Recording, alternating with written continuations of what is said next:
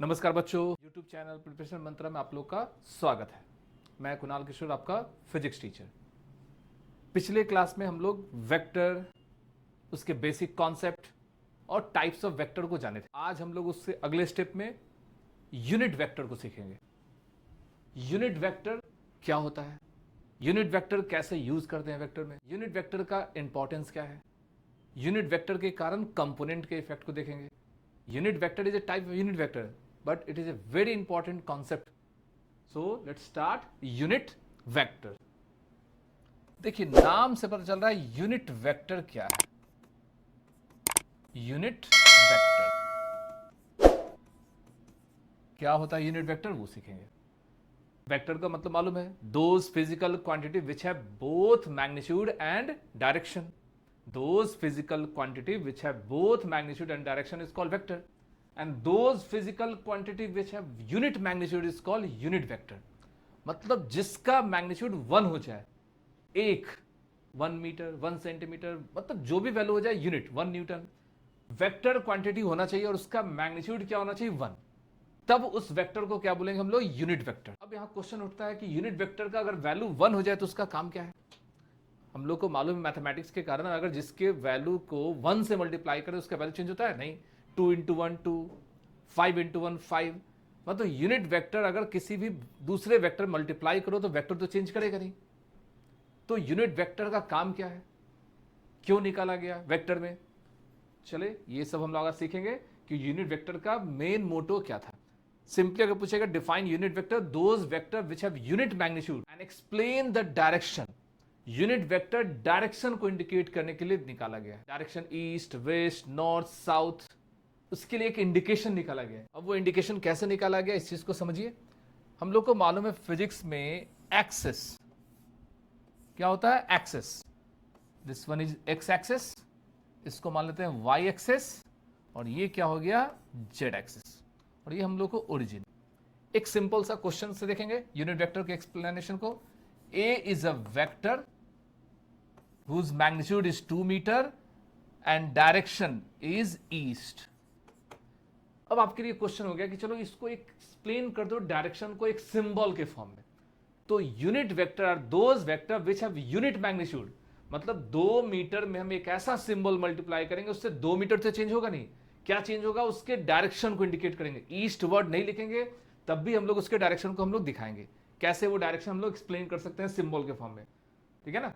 Unit vector क्या है, एक ऐसा वेक्टर है जिसके वैल्यू से हम लोग डायरेक्शन को इंडिकेट कर सकते हैं। यूनिट वेक्टर को सिंबल को इंडिकेट करने के लिए 3 सिंबल होता है, ठीक है ना। फर्स्ट सिंबल है आई कैप, सेकंड सिंबल है J cap cap, and the third symbol क्या है, के कैप, ठीक है ना। ऐसे किसी भी वेक्टर के ऊपर अगर कैप बनाते हैं वो वेक्टर क्या होता है, यूनिट वेक्टर। सिंपली याद रखिएगा, अगर आप एक अल्फाबेट के ऊपर एरो लगाते हैं तो क्या होता है, वेक्टर। अगर उसी अल्फाबेट के ऊपर कैप लगा दीजिएगा तो हो जाएगा यूनिट वेक्टर।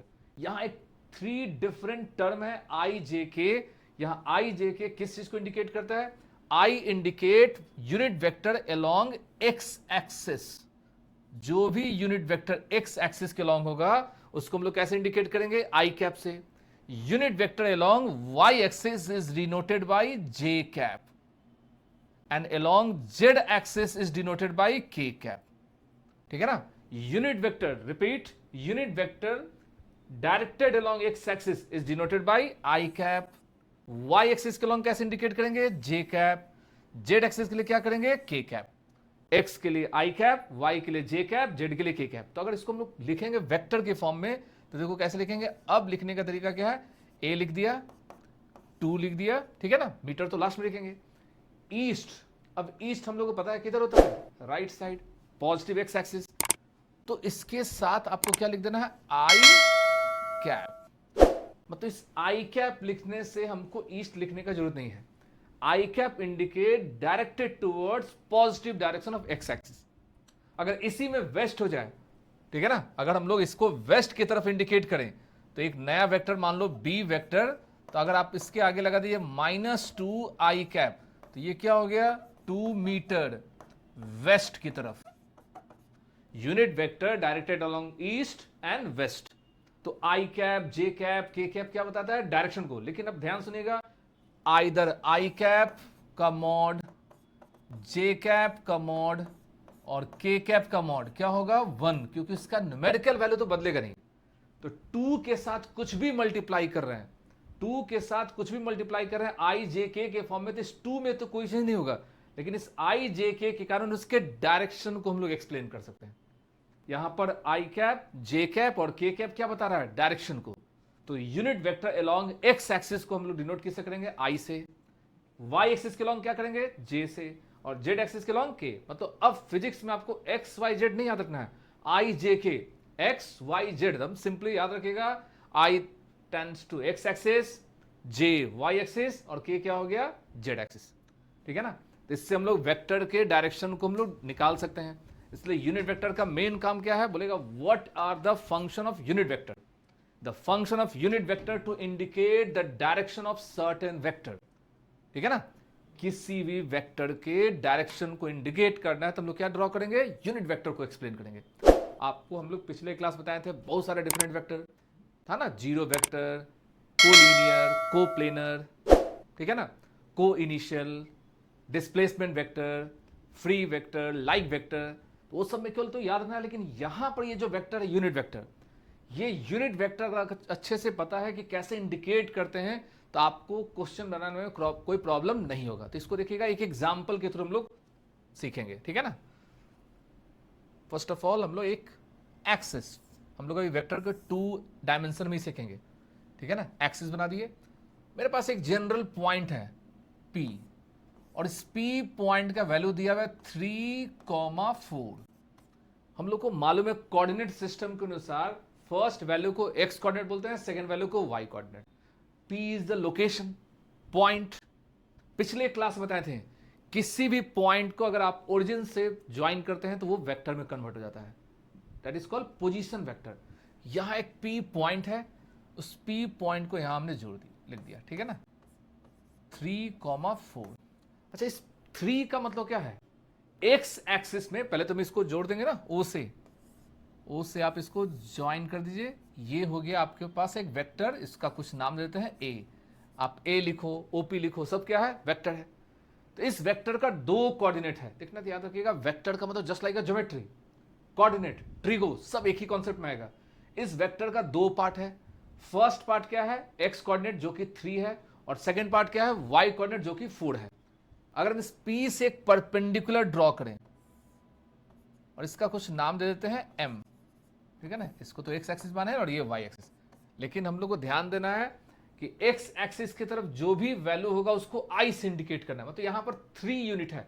ये जो OM है ये कितना यूनिट है, 3, और ये जो PM Y कोऑर्डिनेट है वो कितना है, 4 unit.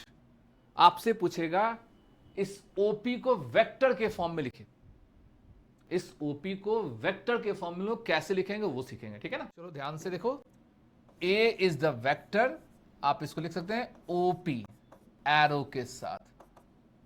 OP is the position vector. Why? The origin O describe the position P। OP को पोजीशन वेक्टर क्यों बोलेंगे कि O जो ओरिजिन है वो P पॉइंट को क्या कर रहा है, एक्सप्लेन कर रहा है, डिस्क्राइब कर रहा है, वो बता रहा है कि OP क्या है, एक पोजीशन वेक्टर। इस वेक्टर का 2 कोऑर्डिनेट है, एक x कोऑर्डिनेट, एक y कोऑर्डिनेट। और अभी आप सीखे हैं कि x कोऑर्डिनेट की तरफ कुछ भी वैल्यू को इंडिकेट करना हो तो उसको हम लोग किस सिंबल से इंडिकेट करेंगे, i cap. Unit vector along x axis is denoted bye i cap, along y axis is denoted bye j cap. तो आप ऐसे लिख सकते हैं ना, 3i cap plus 4 j cap. X axis की तरफ जो यूनिट वेक्टर है उसका वैल्यू क्या है, 3 के साथ अगर i कैप जोड़ दिए, 3 के साथ i कैप को कंबाइन कर दिए, तो ये 3i कैप क्या है, 3 unit along x axis. 4 j cap क्या है, 4 unit along y axis. So a is a vector lies between x y plane. a एक वेक्टर है जो कि एक्स वाई प्लेन के बीच में है, और OP क्या हो गया, एक पोजीशन वेक्टर है जो पोजीशन को एक्सप्लेन कर रहा है। आपसे पूछा जाएगा इसमें OP का मैग्नीट्यूड क्या है, तो अगर आप वेक्टर नहीं भी उतना जानते हैं तो सिंपली देखिए, तो ये कैसा ट्रायंगल है, ये जो ट्रायंगल है वो कैसा ट्रायंगल है, राइट एंगल ट्रायंगल। इस राइट एंगल ट्रायंगल में OP is the longest side, तो ये एक हाइपोटेनस है, और हम लोग को मालूम है ना, किसी भी एक ट्रायंगल में लेकर चलो तो in triangle O P M अगर लेंगे तो मालूम है ना, हाइपोटेनस का स्क्वायर, ठीक है ना। पहले तो चलो बेस पहले लिख देते हैं, बेस का स्क्वायर प्लस परपेंडिकुलर का स्क्वायर इक्वल टू किसके बराबर हो जाएगा, हाइपोटेनस। मालूम है ना, अब बेस ओ एम है कि पी एम है तो चेंज होता है एंगल के अनुसार, लेकिन बस याद रखिएगा दो परपेंडिकुलर लाइन मतलब दो स्मॉलेस्ट साइड का स्क्वायर का सम किसके बराबर हो जाएगा, longest side. Longest side is the hypotenuse. हम लोग यहां पर क्या फाइंड कर रहे हैं, मैग्नीट्यूड, और मैग्नीट्यूड में एरो नहीं लगाते, ही पता है। ओ एम कितना आपके पास है 3, पी एम कितना पास आपके पास है 4, ओपी देखो फाइंड हो जाएगा ना, ये हो जाएगा 25 इक्वल टू ओपी स्क्वायर। तो ओपी इक्वल टू क्या हो गया, अंडर रूट 25, और अंडर 25 कितना होता है 5 यूनिट। मतलब आपका रिजल्टेंट जो वैल्यू है वो कितना है 5 यूनिट। अगर आपको यहां पर एंगल फाइंड करना है, स्लोप फाइंड करना है, क्योंकि वेक्टर बिना डायरेक्शन का तो होता नहीं है, तो यहां पर स्लोप के लिए हम लोग को मालूम है ना, tan हमेशा निकालते हैं। ये बेसिक कॉन्सेप्ट याद रखिएगा। किसी भी लाइन का स्लोप कैसे होता है, परपेंडिकुलर और बेस पर डिपेंड करता है। तो यहां परपेंडिकुलर क्या है 4 और यहां वैल्यू क्या है 3। अब आपको ट्रिगो में tan थीटा का मान 4/3 का कुछ वैल्यू भी होता है। यहां पर वैल्यू आपको धीरे धीरे हम पॉइंट बाय पॉइंट याद कराएंगे। ये 53 डिग्री के आसपास है, ठीक है ना। तो एक एक पॉइंट के वैल्यू को हम लोग यहां एक्सप्लेन करेंगे जब वो ट्रिगो का कॉन्सेप्ट बताएंगे। तो यहां पर हम लोग के पास क्या है, सिंपली यहां पर हम क्या एक्सप्लेन कर रहे हैं, यूनिट वेक्टर के मैग्नीट्यूड को एक्सप्लेन कर दिए और यूनिट वेक्टर के डायरेक्शन को एक्सप्लेन कर दिए। OP is the unit vector whose magnitude is 5 unit and direction is tan theta equal to 4/3। 3 unit का अपना डायरेक्शन है, 4 यूनिट अपना डायरेक्शन है, और ओपी का एक और डायरेक्शन है। तो इसके साथ अगर आपसे कभी भी, अब इतना लॉन्ग प्रोसेस नहीं करना है, कभी भी आपको अगर किसी वेक्टर का मैग्नीट्यूड निकालना है तो आपको पूरा फिगर ड्रॉ नहीं करना है। ये तो बस याद रखिए कि एक सिंपल सा कोऑर्डिनेट, और ये आप देखो तो डिस्टेंस फॉर्मूला है ना, 3 - 0 का स्क्वायर 4 - 0 का square, distance formula class 10th का। यहां पर आपको बस याद रखिएगा वेक्टर के फॉर्म में गिवन रहेगा और आपको सिंपली सॉल्व कर देना है, ठीक है ना। वो कैसे हम लोग सॉल्व करते हैं देखो तो, एक एग्जांपल के थ्रू। सिंपली आपके पास कोई भी वेक्टर हो, ठीक है ना, किसी वेक्टर को ले लीजिएगा, यहां पर आप कुछ भी वैल्यू रख लो, x i cap plus y j cap. कभी भी अब आपको मॉड निकालना हो तो फिगर ड्रॉ नहीं करना है ज्यादा, सिंपली अंडर रूट आई के साथ जो भी मल्टीप्लाई हो, प्लस हो माइनस हो, उससे मतलब नहीं है, उसको स्क्वायर कर दीजिए। जे के साथ जो मल्टीप्लाई है उसका स्क्वायर कर दीजिए।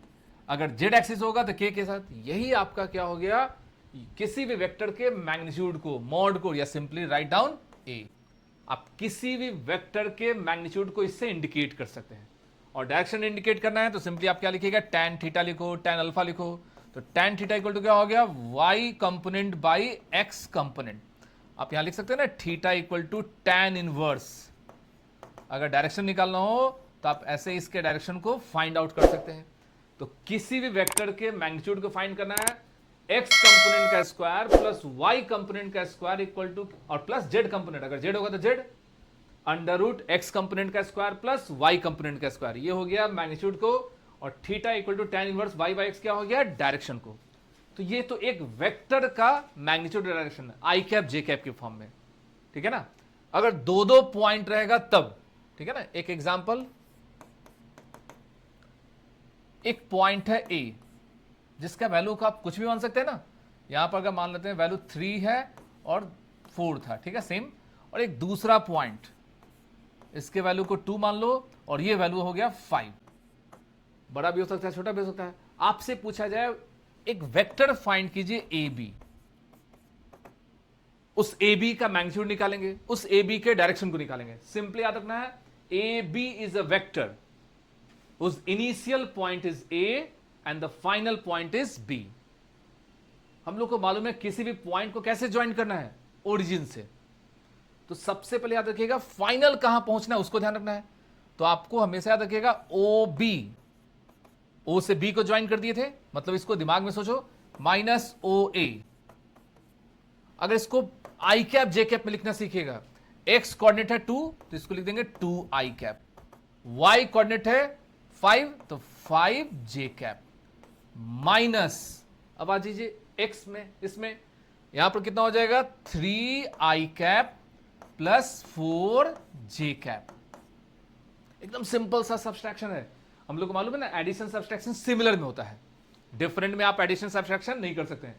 आप 2i कैप में से 3i कैप माइनस कीजिए, तो चलो देखो तो ए बी वेक्टर जो आपको फाइंड होगा वो 2i cap minus 3i cap कितना होगा माइनस i कैप। 5 माइनस 4 कितना हो जाएगा प्लस j कैप। ये हो गया ए बी। अगर मान लीजिए आपको यहां पर क्वेश्चन ए बी नहीं पूछता, बी ए पूछता, इस कंडीशन में b is the initial, a is the final, तो यहां पर क्या करेंगे फाइनल ओ ए माइनस ओ बी। इस बार वैल्यू चेंज हो जाएगा, इस बार क्या हो जाएगा 3i cap plus 4j cap minus, ठीक है ना। स्टार्टिंग पॉइंट क्या हो गया आपको a हो गया, फाइनल b हो गया, यहां पर किसको माइनस कर दीजिएगा 2i कैप, ठीक है ना, प्लस 5j कैप माइनस कीजिए। 3 में से 2 जाएगा तो कितना होगा 1, 4 में से 5 जाएगा तो माइनस। आप देखिए तो ए बी में माइनस आई कैप प्लस जे कैप और बी ए में आई कैप माइनस जे कैप, क्योंकि ए बी और बी ए दोनों का डायरेक्शन डिफरेंट है, और डायरेक्शन डिफरेंट लाने के लिए क्या करेंगे, अगर इसको माइनस गुना कर देंगे तो ए बी हो जाएगा, या ए बी को माइनस गुना कर देंगे तो बी ए हो जाएगा। दोनों का अगर मॉड निकालना हो तो एकदम सेम है, either magnitude of A B और बी ए, दोनों का मैग्नीट्यूड क्या होगा सेम होगा, और वो मैग्नीट्यूड कितना हो जाएगा 1 प्लस 1 दैट इज √2, क्योंकि -1 का स्क्वायर भी 1 होता है और 1 का स्क्वायर भी 1 होगा। यहां 1 का स्क्वायर 1, इस केस में -1 का स्क्वायर 1, मतलब दोनों केस में मैग्नीट्यूड क्या होगा √2, लेकिन डायरेक्शन डिफरेंट हो जाएगा। दोनों वेक्टर का डायरेक्शन क्या होगा डिफरेंट होगा। तो यूनिट वेक्टर को बस लिखना सीखना। फिर से रिपीट, यूनिट वेक्टर क्या होता है, किसी भी वेक्टर के वैल्यू के डायरेक्शन को इंडिकेट करना है। आपको कोई भी वेक्टर दिया हुआ है लेकिन आपको वहां east west north south word में लिखा हुआ है, तो आपको उसको आई cap j cap k cap में कन्वर्ट करना होगा, मैथमेटिकली एक्सप्रेस करना होगा, क्योंकि यहां से देखिएगा वेक्टर का आपको एक कॉन्सेप्ट समझ में आएगा, लिखने का तरीका। अभी तक हम लोग वेक्टर क्या था, वेक्टर के कितने टाइप थे, वो सब हम जाने थे। यहां से हम लोग यूनिट वेक्टर को सीखें। इसी के जस्ट नेक्स्ट क्लास में हम लोग क्या सीखेंगे, कंपोनेंट को तोड़ना सीखेंगे, component in 2 dimension, component in 3 dimension. लेकिन कंपोनेंट को जानने के पहले ये यूनिट वेक्टर का कॉन्सेप्ट बहुत जरूरी है। Simply repeat again, unit vector are those vector which have unit magnitude and explain the direction is called unit vector. Unit vector is indicated by cap. किसी वेक्टर के ऊपर कैप लगा दीजिए वो यूनिट वेक्टर होगा। अभी तक हम यहां पर देखो तो केवल आई कैप जे कैप ना, एक और वेक्टर के फॉर्म में, जैसे आपके पास एक एग्जांपल है, ए एक वेक्टर है, ठीक है ना, यहां पर वैल्यू क्या दिया हुआ है 3i cap plus 4j cap. सबसे पहले आप इसका हमेशा मॉड निकालिए, मॉड इसका भी जस्ट निकाले थे ना, 9 + 16 25, और 25 का मॉड कितना हो जाएगा √5। अगर आपसे पूछा जाए ए कैप क्या होगा, ए के ऊपर कैप लगा दीजिए तो ए का यूनिट वेक्टर क्या होगा। यूनिट वेक्टर कभी भी फाइंड करना हो तो उसके लिए फॉर्मूला याद रखिएगा, vector divided by mod of that vector produce unit vector, ठीक है ना। किसी भी वेक्टर को उसके मॉड से अगर डिवाइड करते हो तो आपको क्या ऑब्टेन कर सकते हैं, यूनिट वेक्टर। किसी वेक्टर का अगर यूनिट निकालना हो सबसे पहले क्या कीजिएगा, उस पर में वेक्टर, और डिनोमिनेटर में क्या कीजिएगा उसके मॉड को, तब जो आउटपुट निकलेगा उस वेक्टर को ही यूनिट वेक्टर बोलते हैं। मतलब उस वेक्टर का फिर मॉड निकालिएगा, मतलब ए इज द वेक्टर और A cap is also vector, लेकिन ए कैप एक ऐसा वेक्टर जिसका मैग्नीट्यूड 1 है। तो अगर इस क्वेश्चन के लिए अगर ए कैप निकाला जाए, देखो क्या आएगा, पहले तो ए वेक्टर आपके पास जो दिया हुआ था, ठीक है ना, 3i cap plus 4j cap. अब आपको क्या करना है, ए कैप, तो ऊपर में 3i कैप लिख दो प्लस 4j कैप लिख दो। डिवीजन किससे कर देना है, 5 से, अलग अलग डिवाइड कर दीजिए, 3/5 i cap plus 4/5 j cap. ये आपके पास क्या ऑब्टेन्ड हो गया, यूनिट वेक्टर का वैल्यू। क्या फाइंड हो गया, मतलब a is a vector whose value are a 3i cap plus 4j cap. लेकिन a कैप पे क्या है, एक यूनिट वेक्टर जिसका वैल्यू क्या हो गया 3/5i कैप 4/5j कैप। तो अगर यूनिट वेक्टर निकालना हो तो क्या करेंगे, वेक्टर डिवाइडेड बाय मॉड। किसी भी वेक्टर को उसके मॉड से डिवाइड कर दो, क्या निकल जाएगा, यूनिट वेक्टर। फिर से unit vector along x axis, एकदम सिंपल। 3 सिंबल आप हमेशा याद रखिएगा। फर्स्ट सिंबल क्या है? आई कैप, सेकेंड सिंबल क्या है? जे कैप, और थर्ड सिंबल क्या है? के कैप। आई कैप मतलब एक्स, जे कैप का मतलब वाई, और के कैप का मतलब जेड एक्सिस। आई cap, j cap, k cap का मॉड कितना होगा? 1। किसी भी दूसरे वेक्टर का अगर यूनिट वेक्टर निकालना तो उस वेक्टर को उसके मॉड से डिवाइड कर दो, और मॉड निकालने का तरीका x कंपोनेंट का स्क्वायर प्लस y कंपोनेंट का स्क्वायर का अंडर रूट, अगर z होगा तो z का। सिंपली आपको जैसे आप कोऑर्डिनेट सिस्टम में निकालते हैं डिस्टेंस फॉर्मूला, यहां भी वही काम करना है। तो यूनिट वेक्टर एकदम आराम से इसको रिकैप कीजिए, देखिए, बार बार इस वीडियो को देखिए, शेयर कीजिए, लाइक कीजिए। इसी तरह से छोटे छोटे टॉपिक को हम लोग डील करते जाएंगे, जिसके कारण फिजिक्स आपको देखिएगा बहुत अच्छा लगेगा। ठीक है ना? समझ में आना स्टार्ट होगा। किसी भी टॉपिक को अगर आप समझ लेते हैं तो उस टॉपिक से क्वेश्चन बनाना एकदम आसान है। फिर से अभी तक हमने क्या क्या सीखा 3 क्लास में? फर्स्ट क्लास में हम लोग सिंपली वेक्टर और उसके कॉन्सेप्ट को सीखे थे, वेक्टर कैसे इंडिकेट करते हैं, वेक्टर को कैसे डिनोट किया जाता है। सेकेंड क्लास में हमने क्या सीखा? वेक्टर के डिफरेंट टाइप्स को। और आज हमने क्या सीखा? वेक्टर के यूनिट वेक्टर, मतलब वेक्टर और यूनिट वेक्टर के बीच में कैसे हम लोग रिलेट करते हैं। ये वेक्टर हो गया और ये यूनिट वेक्टर, मतलब वेक्टर और यूनिट वेक्टर के बीच का रिलेशन। मतलब यूनिट वेक्टर क्या करता है? मॉड के साथ डायरेक्शन को इंडिकेट किया। मतलब किसी वेक्टर में 2 पार्ट होता है। जैसे आपको 3 आई कैप लिख दिए तो 3 क्या हो गया? एक न्यूमेरिकल वैल्यू है, आई कैप उसका डायरेक्शन। तो आई कैप का अपना कोई वैल्यू नहीं होगा, उसका वैल्यू 1 होता है, इसलिए इसका नाम रखा गया unit vector. Any vector are converted into unit vector by using the formula vector divided by mod. ठीक है ना? तो वीडियो को शेयर कीजिए, लाइक कीजिए। धन्यवाद, थैंक यू। नेक्स्ट वीडियो में हम लोग आगे का टॉपिक पढ़ेंगे जो कि कंपोनेंट ऑफ वेक्टर से रिलेटेड कॉन्सेप्ट है, और वो भी बहुत इंपॉर्टेंट टॉपिक है। पीछे वाले टॉपिक हमेशा आप लोग रिकैप करते जाइए, उसके वीडियो को देखते रहिए, क्योंकि आपको वीडियो कभी देखिएगा जब इंटर रिलेट की जाएगी। ये नहीं कि आप डायरेक्ट थर्ड देख रहे हैं, फोर्थ देख रहे हैं, वैसे नहीं। 1 बाय 1 देखिएगा, एक सिस्टमेटिक वे में पढ़ना सीखिए, तब उससे क्वेश्चन बना सकते हैं। क्योंकि कंपोनेंट ऑफ वेक्टर जब बताएंगे तब उससे रिलेट करेंगे हम लोग, कैसे उस तरह का क्वेश्चन मेडिकल और आईआईटी में कैसे क्वेश्चन पूछा गया, उससे रिलेटेड बेसिक कॉन्सेप्ट को हम सीखेंगे। ठीक है ना?